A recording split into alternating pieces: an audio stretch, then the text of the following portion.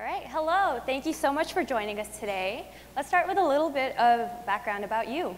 So, like a lot of people in the audience, when you were a teenager, what subjects were you interested in? And did you ever think you'd end up working in your current field? Yeah, I can remember being, even from a little kid, and then through school, grade school, and being a teenager, partly yes, partly no. So the medicine part, I thought that was going to be a part of my life. I remember I had a little book with a brown cover, and when you opened it, on the front was a man or a person with little cellophane pages, and as you peeled away each page, like the skin, first the skin was the page, and then the muscle and the nerves and the bones and the blood vessels, and I just thought that was fascinating. It was so cool. But from the tech aspect and being involved in virtual reality, not at all. That just came completely out of the blue about 2 years ago. So that was a really cool surprise. What about you, Gus? Well, I guess no, I definitely didn't plan to be doing what I'm doing today, and whatever that is.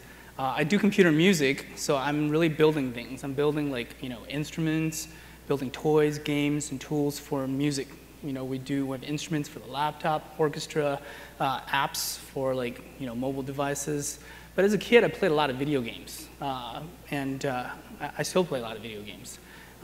Something about computers has always drawn me to it, but also I really like building things. So I think that got me to explore things that allowed me to realize and build things, and software ended up being something that spoke to me as a as a tool, right? At the same time, I loved music. I wanted to rock. And then but as I was writing more, looking more into say coding and programming, I found that I could try to build things that helped other people rock, which is also really cool. So that's, I think, yeah, definitely not by design. I definitely no points in my childhood did I say, I'm going to be a computer music researcher, and yet here we are. Yeah, so David, you did mention that it wasn't until about 2 years ago that you realized technology could be a part of your field. So for both of you, how did technology become involved in your career? Yeah, well, technology in one way or another has always been an important part in medicine, and medical developments have led a lot of the technological advances from imaging to procedures and devices. And so that's always been kind of a part of it. For me, I got involved with the company that's building these educational VR experiences for healthcare and sciences.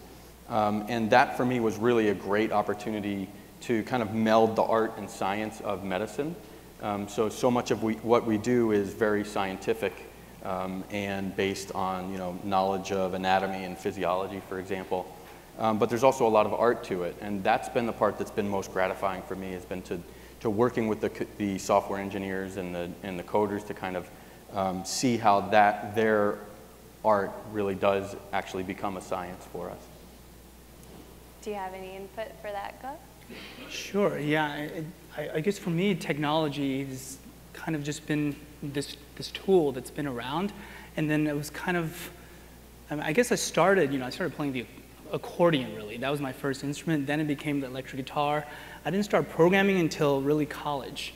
And then I went to this phase where it was really technology. I can really make things that I have ideas for in my head and try to realize them with code.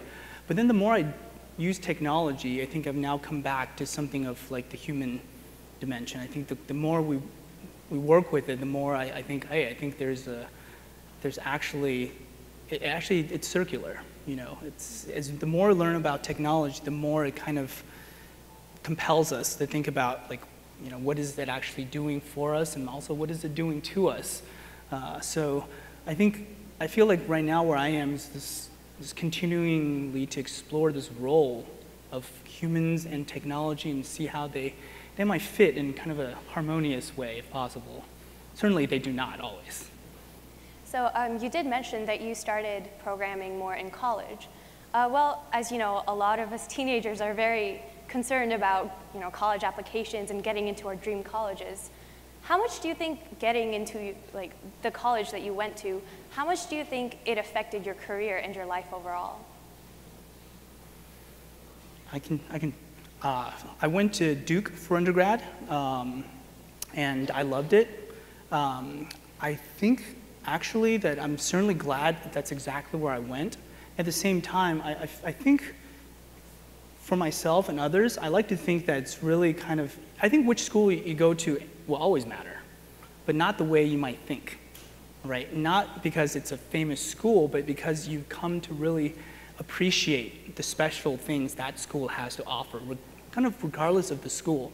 And at the end of the day, I think it's up to you to figure out how you make the most of it. So I think it's like an inward thing that of kind of which college you get into. And you certainly want to find one that I think speaks to you. That's probably, and that allows you to, I think, to try to explore, to find something of your interest and maybe eventually leading to your calling, whatever that may be. Yeah, I completely agree. I think we're really lucky in that we have thousands of fantastic colleges, some that are smaller names that not everybody knows, and some that are names that everybody knows.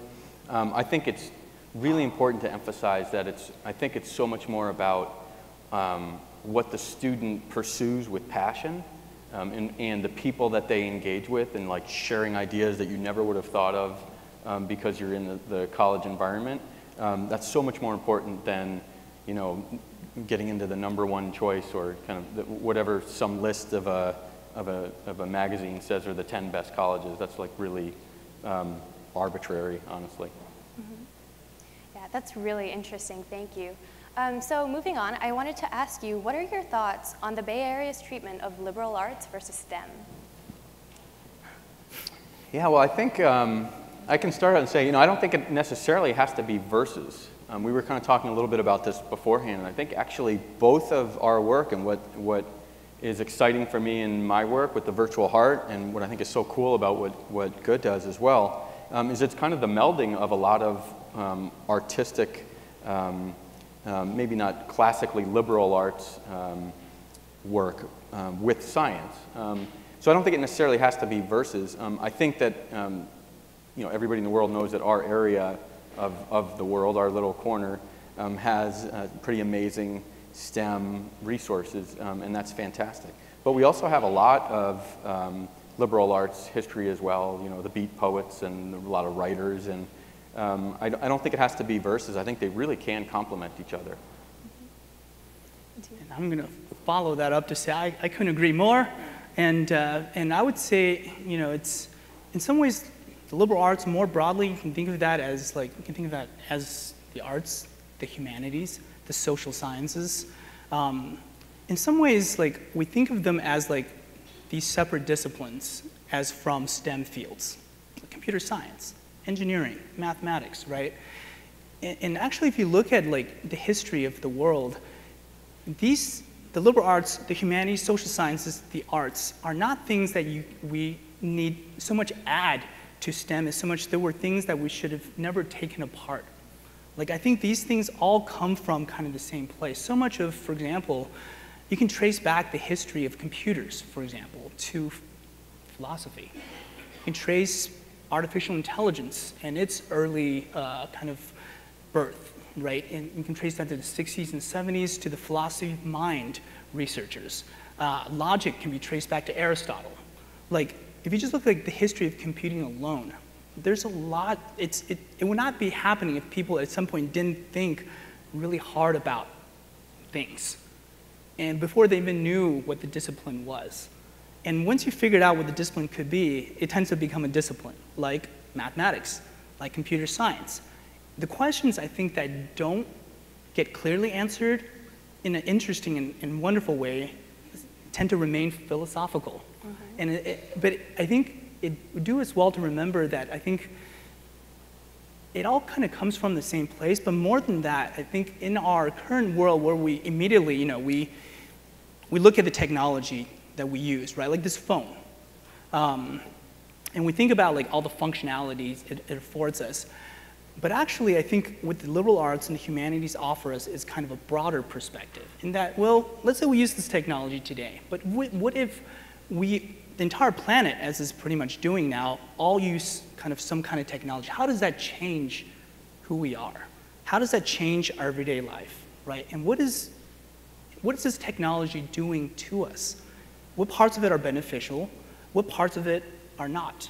And I think that's a question that I think we need to confront. And to confront these questions, STEM alone actually is not enough. That's kind of really the technical know-how, but you need kind of this human angle to pervade all of it. So yeah, I couldn't agree more with you, and I think it's liberal arts, humanities, social sciences, the arts, and STEM. These are not like components that you can kind of pick and choose, but it's something that I think ought to go along with, kind of together as a whole. Yeah, so I actually find your answers really interesting. And I was just wondering, would you like to give us a bit of background about what you do? Because I don't think the audience really knows that yet. Sure. So I'm a pediatric cardiologist, which means that I'm a doctor. I take care of kids that have heart problems. And I study and teach and learn about the heart and biology and medicine. And then I also help for those educational purposes for patients and families, and also for trainees or students that come to us at Stanford. I developed the Stanford Virtual Heart, which is a virtual reality experience where you can go inside VR and interact with both the normal heart and also a number of the heart defects or abnormalities that people are born with a lot. And so it's been an amazing journey to be able to kind of work on both sides as a doctor in the hospital at Stanford, but also developing the tech to help train doctors and explain these really challenging things to patients and families.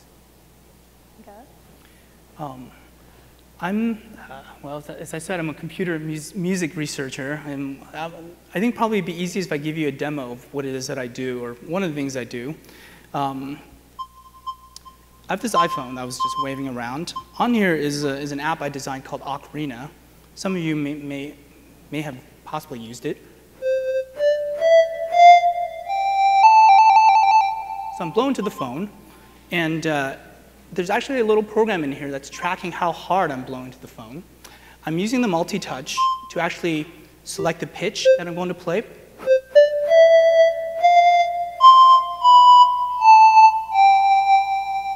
And tilting the phone adds vibrato. So for example, relatively flat, you can hear the vibrato, right?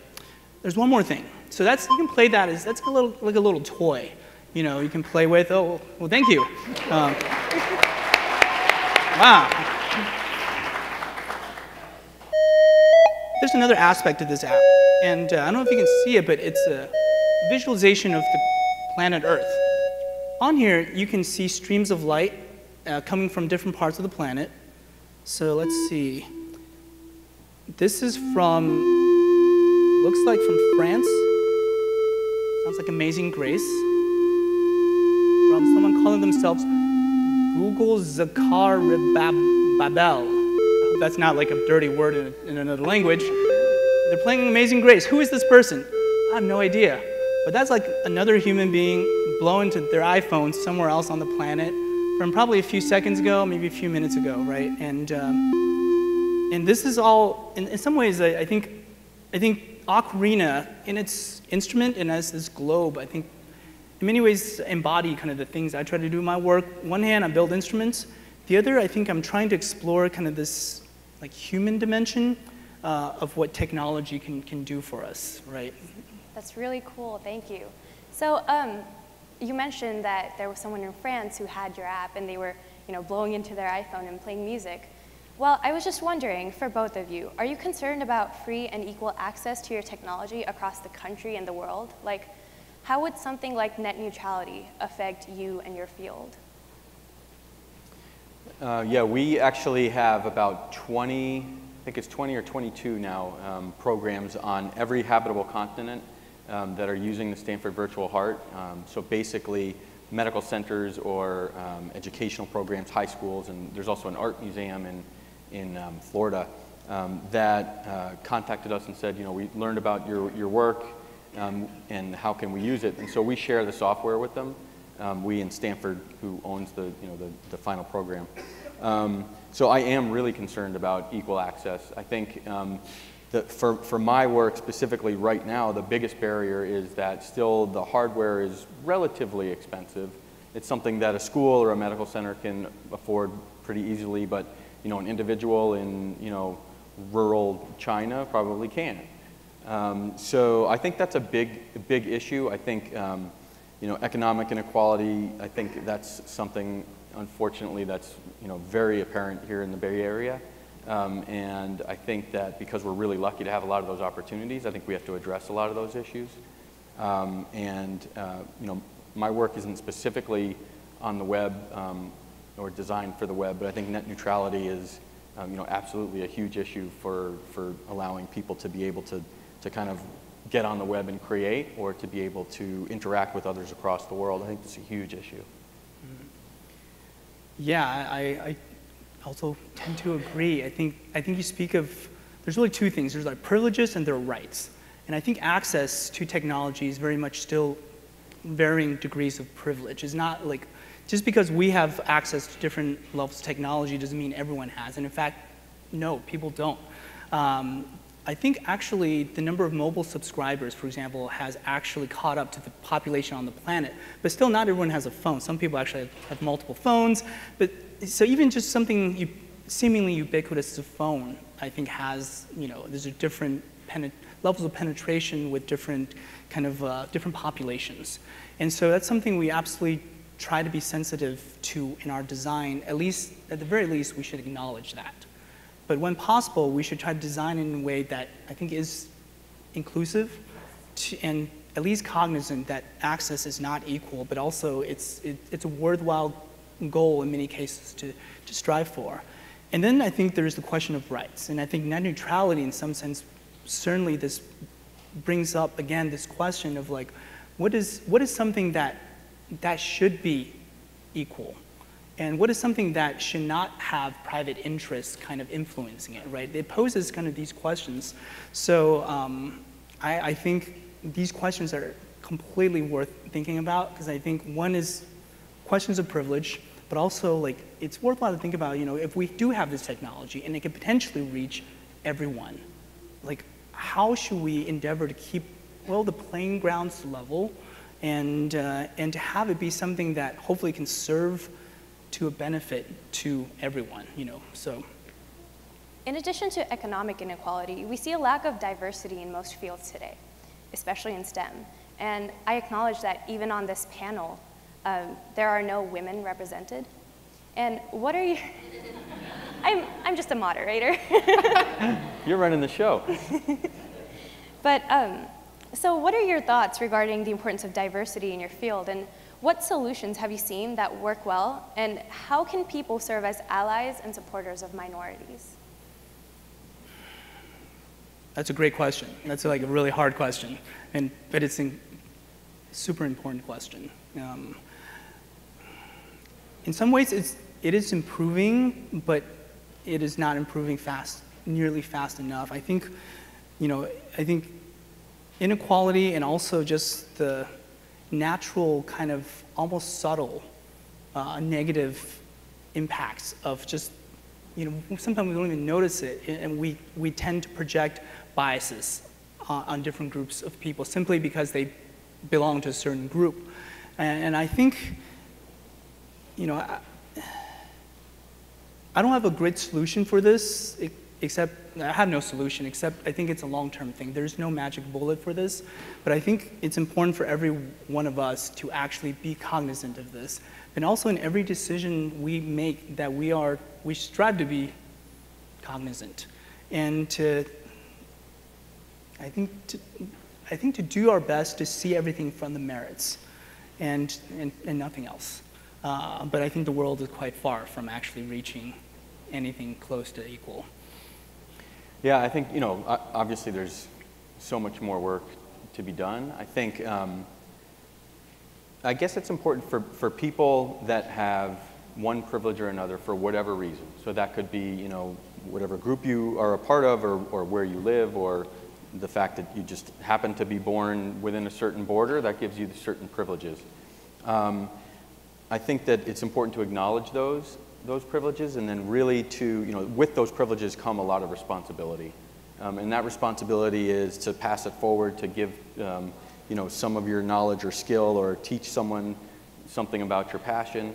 You know, I mean, I can take your example of, you know, of gender inequality, which is really important. There are so many reasons for everyone to kind of stand up or speak out against that. And you can just pick your reason because it's like the right thing to do if you want to go that way. Or you can say that, well, you know, it's actually not good for anyone. It's not good for the men either to have that inequality, you know, for so many other reasons. It's certainly not good for women to not have the equality, and it actually makes productivity go down, and it makes creativity go down, and so there are, like, you can make 4 or 5 different arguments for why you would need to do that. And I think it's just continuing to talk about it and tell people that it's an important issue. I think your generation and the millennials, I think, are really going to change it a lot. And I think that's really true. I think it's not going to be the generation before me. Maybe, you know, my generation, I hope, would, you know, pitch in as well. But I think your generation has you know, the hope and the energy to change it. Thank you. And if I may add something to that, I respond well to this, and in particular to one of the reasons that you mentioned. And I think that's the reason that, like, that's not a reason. And the reason is we should value inclusion and diversity, not even because it helps productivity, which I believe it does. I think we should do it because, as you said, it's the thing to do. Mm-hmm. That's it. You know, I think at the end of the day, like, there's some common things that bind all of us, like, regardless of what groups you identify with, what groups you were born into. And at the end of the day, we're all human, right? And I think that's, like, this common layer. And I think in some ways, if you treat every person as, like, a human being, as an end unto themselves, and I think that would be a great start, right? And I think if we kind of flow from the person outwards, in some ways, I think we can stand to make a lot of strides. So speaking of the future, where do you guys see your fields going? Like, technologically, socially, culturally? I know, Ge, you've written a book recently about how technology affects us and we affect technology. So if you guys have any input about that. Should I? Yeah, go for it. So this is for the shameless promotion portion of the program, but I'll keep it brief. I have been writing this book, and I have it right here with me. It's called Artful Design. And I think, and the other thing I'll say about this book is I've been writing for 3 years, and it's actually a comic book. Here I am, right? But I think probably what I want to say is kind of why I wrote this book. And I think it's because I work with technology day in, day out. At the same time, like many of us, perhaps most of us, we're also at once, like, figuring out what technology can do for us, but we're also becoming increasingly worried about what technology does for us, right? Right downstairs in the Computer History Museum, you have a quote from Marshall McLuhan that says, "We become what we behold. We shape our tools, and thereafter, our tools shape us." And I think this is such a profound insight about the things we make. And it's technology, you know, everything that this museum, it's in this museum, and what this museum is trying to understand isn't just about the technology. It's about how the technology actually lives with us, because that's why we made the technology in the first place, right? So in some sense, I think the book is about how might we design with technology in a way that's more human. And I'm actually gonna pass this around. So if you guys want to take a closer look at this, and but I'll say this, and I'd love to hear your thoughts on this, is that I think we've reached a point in our history, in the history of computers, right, where I think it no longer suffices to think of computers and really technology in general as quote unquote just or simply just problem solvers. In addition to that, I think technology need to understand us as human beings, I think a lot more than they currently do, right? And this goes back to your earlier question about liberal arts and STEM. This is why I think the humanities, the social sciences, the arts are so important to how we actually use technology, how we actually innovate, whatever that may mean. And I think it's time that we kind of elevate our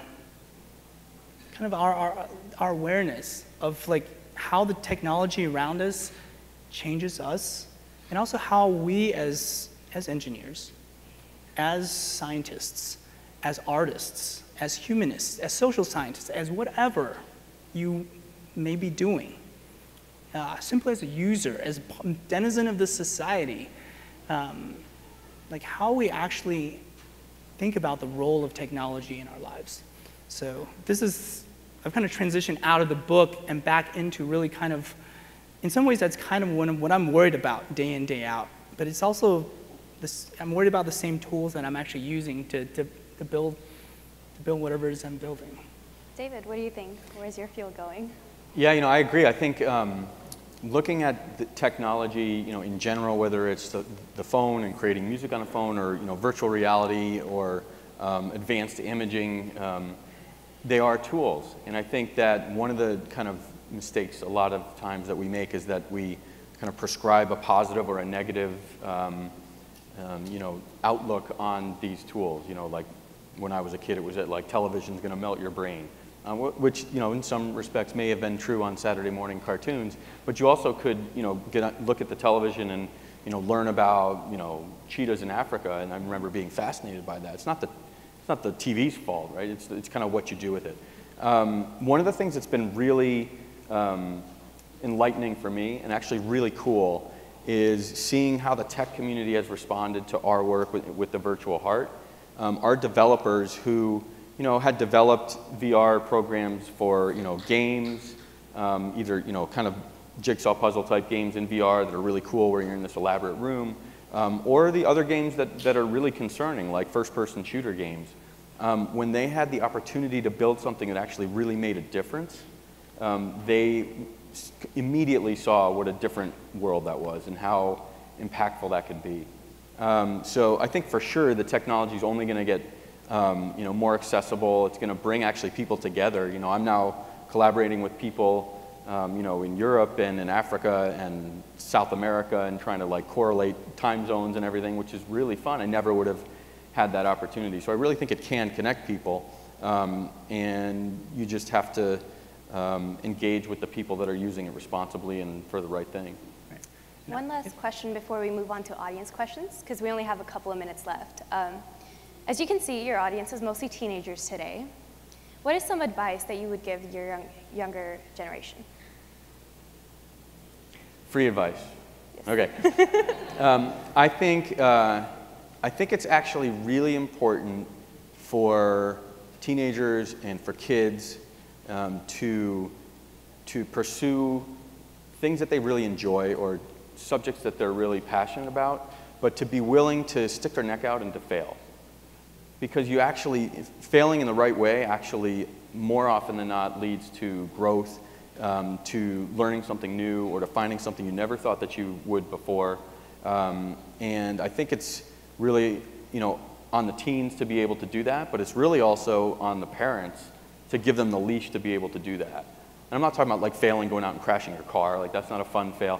But I'm talking about, trying something new, getting out of your comfort zone, not doing something that's just, the same things that you've done before that you're good at and you're comfortable with. If I had done that, I really would have missed out on the opportunity to get involved in, in technology and education, in virtual reality. There's no way I would be here. Medicine is a really cool job and I love it. But if you take risks, there's so much more that you can gain. You just have to be able to stick your neck out. So do that. I would say,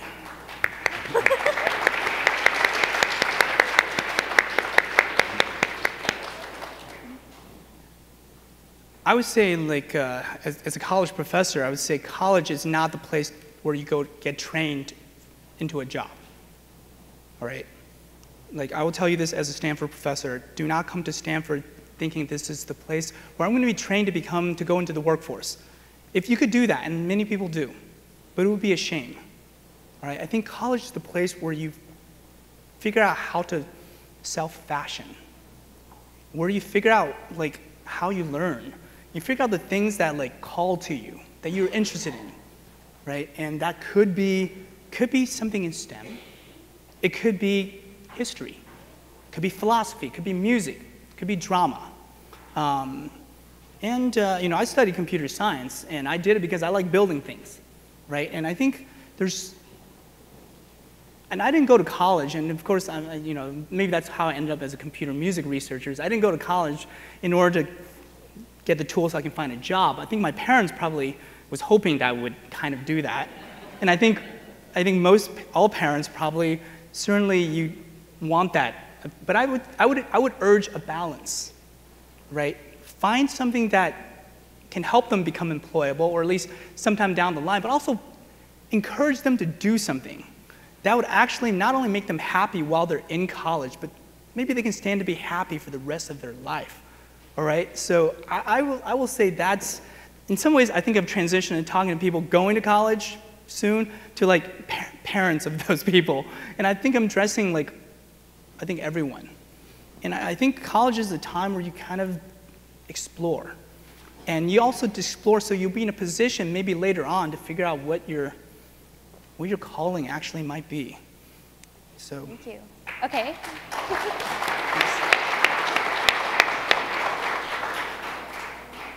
Now, I'd like to turn it over to the audience. We have a few questions here from the audience. First question, how easy is it to go into the field of technology without a background in high school? And is college a good time to explore this area?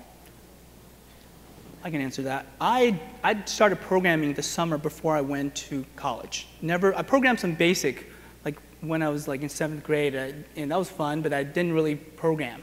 Like, you know, and I started programming really in earnest like my freshman year in college.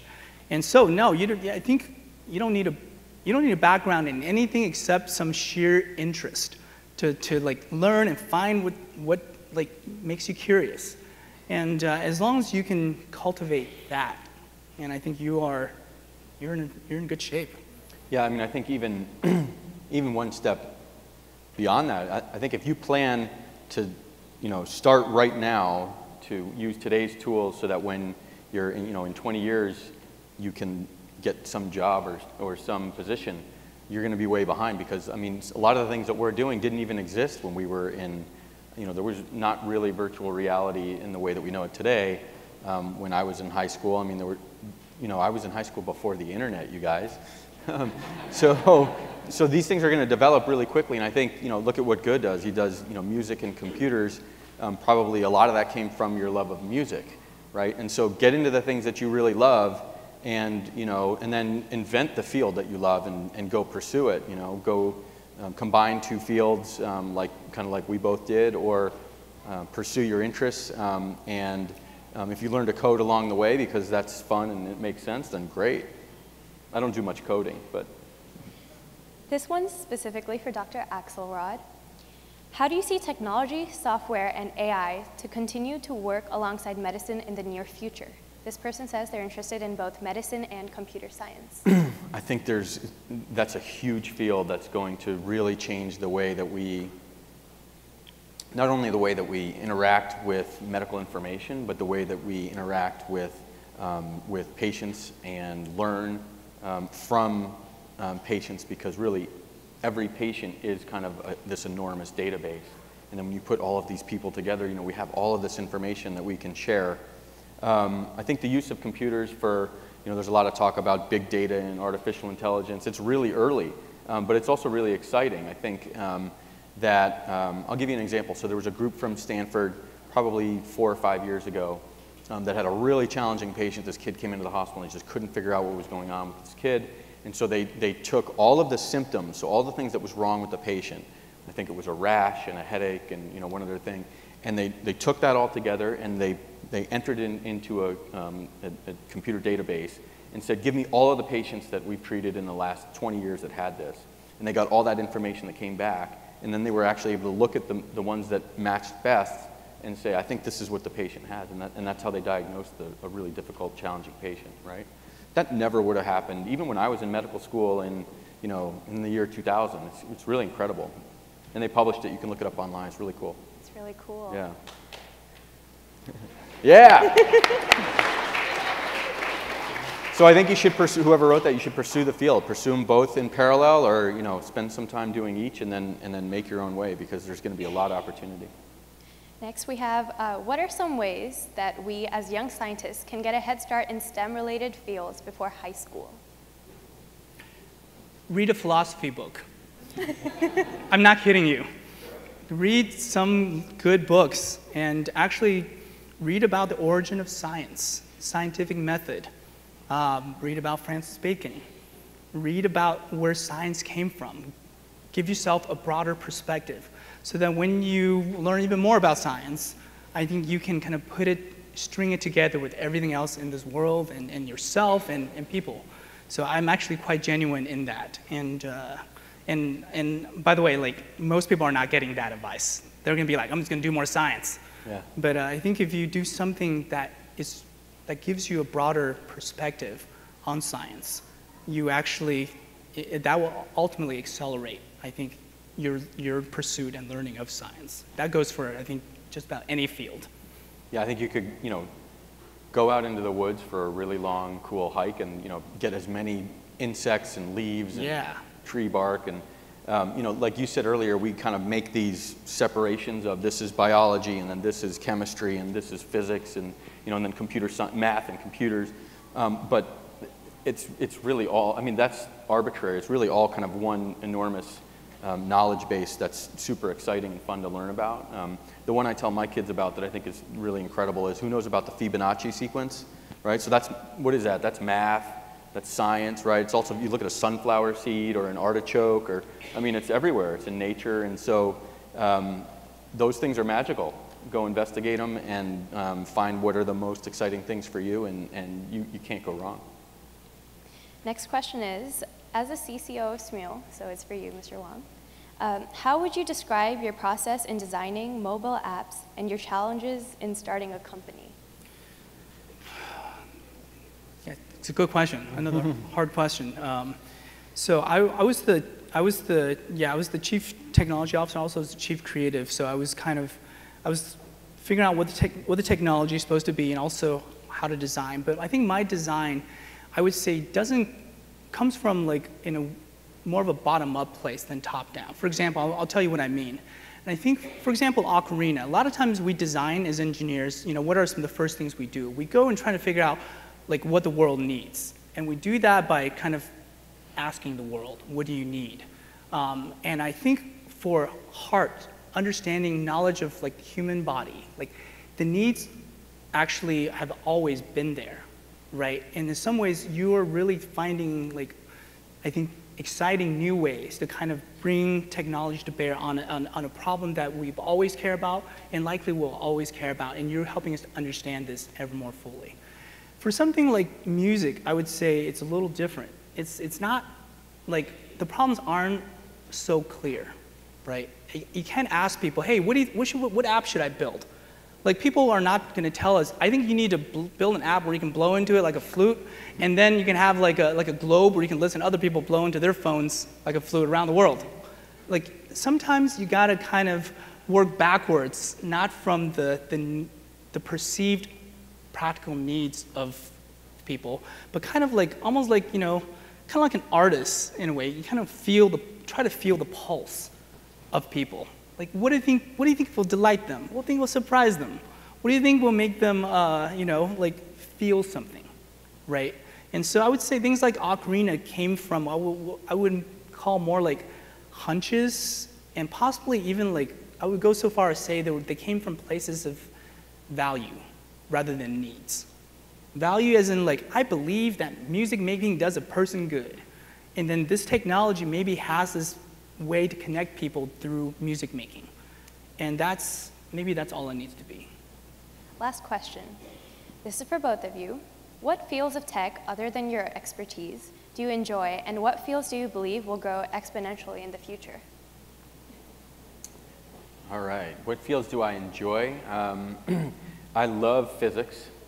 I love learning about biology and life sciences. So, you know, animals and the way that plants, you know, work, how do plant cells work, and you know that kind of thing, rather than specifically like human anatomy and physiology. And with physics, I mean, I find a lot of, you know, quantum physics, what I can understand from it is just fascinating. I think a lot of the stuff about, you know, black holes and the cosmos, I get into all of that. It's really cool. What do I think is going to be really influential and grow? And I think that's really hard to know. I mean, I think there's so many areas that we've seen grow over the last, say, 10, 20, 50, or 100 years that were often by chance, by someone making a mistake and then following up on that, and by a couple of really interested people that kind of pushed a path that went a completely different way. So I think you know, human-computer interaction, for example, I think is definitely going to be something that people are going to put a lot of energy into. But it may be that it ends up in a way that we don't really expect. You know, maybe that's going to lead us to a better understanding of the way that humans interact with each other rather than humans with computers. But I don't know. You'll have to tell me. It'll be up to what you guys push the fields forward with. Yeah, I'll answer the second question in kind of the same ways. I have no idea. I fear like artificial intelligence. I fear virtual reality, not in themselves. Like, I actually use some of these technology, right? And we're actually looking at musical instruments in VR right now. Yeah. So, but I think for example, just take VR, you know. It's certainly seemingly to have this potential to like take over. It's going to eat all other media for lunch, right? That's the kind of thing we'll be watching the Super Bowl in 15 years, 10 years, like in VR, and we'll be like not on the sidelines, but really like through the eyes of the linebacker rushing the quarterback, right? Yeah, and I think whatever happens at like this large growth rate, you know, AI is the same. You know, I say I fear them in that I fear that we will let them grow without understanding what they do to us more fully, and we race ahead, and and the fear is that we've raced ahead so far that it would be impossible to pull back, or at least be very difficult. And I think, you know, and I don't want to say fear things, right? I think these are exciting technologies that deserve our attention, and to understand them, we kind of have to push forward. That's the paradox, right? So maybe I'll revise what I said to saying not so much I fear VR, I fear AI, but I fear kind of like a blind, like kind of like pushing forward of them without at least pausing, if not stopping occasionally to think about what are they doing to us. And even when we do that, there's no guarantee that it's actually going to work, but at least, you know, we kind of have no other choice. And I'm saying this as a computer music guy who uses computers like day in, day out, as a computer science like PhD. Like this is, so yeah, I have grave trepidations about the growth of technology. And I think it's ever more important to think about like really the human dimension in that. Like what's the point of doing that also, right? And so maybe this leads to kind of the first question, which is what's really excited about all of this. And I think for the same reasons I fear these things, I actually try to do them. For example, right now I'm excited about VR. I think I'm actually excited about the things I fear, the technologies I fear, right? I myself, I'm not doing a lot with artificial intelligence or deep machine learning, but many of my students are. And I think the idea is we want to do them in order to understand them. We do not want to shun them. And for VR, I'm actually trying to get my hands dirty I'm learning a lot from my grad students who are doing VR research. And they're forging ahead, but we're stopping to think about, like, you know, if this actually did become something that people used, like how would it change their life? at the same time, like, there's a lot of fun that we have in doing that, and I think we try to, so I guess I'm excited about the things I fear, but also excited to, I think, to understand a little bit more about how we use this technology, but also kind of what it means. I think that pursuit is actually really exciting. Thank you so much for your time. Please join me in thanking them. Thank you.